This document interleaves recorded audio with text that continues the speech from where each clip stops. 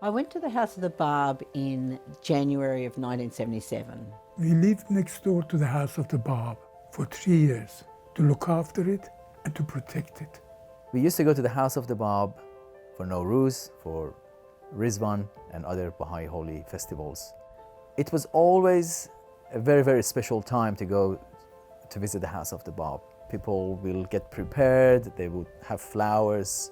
It was really to be at your best when you're going to visit this very, very special holy place. Walking through these narrow streets, it was amazing. It was very, very different.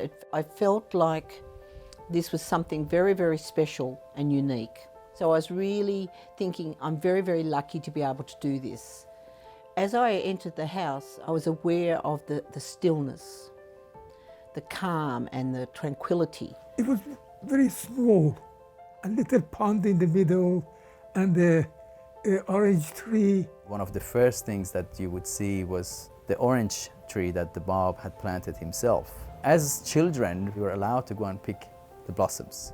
There was just one old lady there with the samovar making tea, and she gestured that I should go up the steps to the room where the Bab had declared his mission. But she said this without words.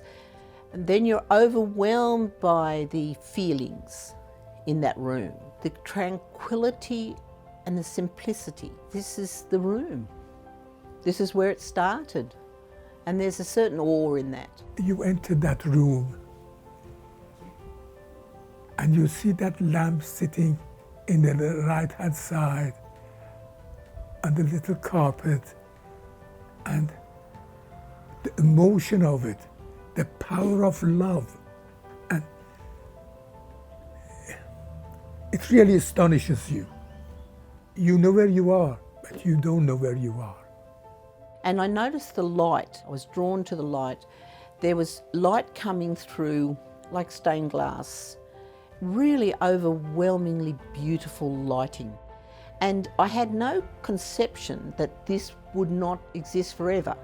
Growing up, I'd always been taught respect of holy places. At the time when the House of the Bab was destroyed in 1979, the local Baha'is were in absolute shock and disbelief. I felt a sadness and a terrible disappointment in humanity. I was empty. I felt hollow. I felt,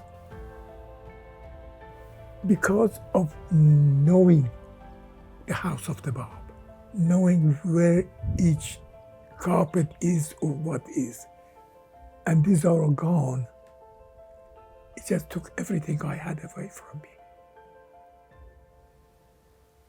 I really didn't have anything left.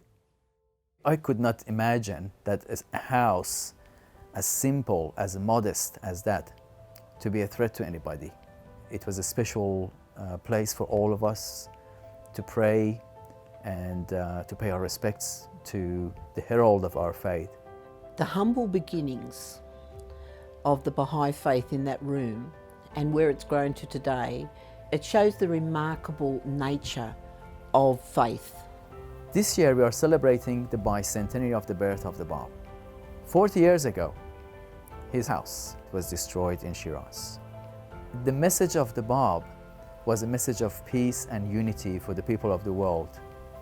And regardless of that house being there or not, it's the ground that's sacred, and it's the message that's sacred. It hasn't changed what's happened to the Baha'i faith. It's grown and developed and spread all around the world. The House of the Bab is the birthplace of the Baha'i faith. That little house in Shiraz, that is where everything started.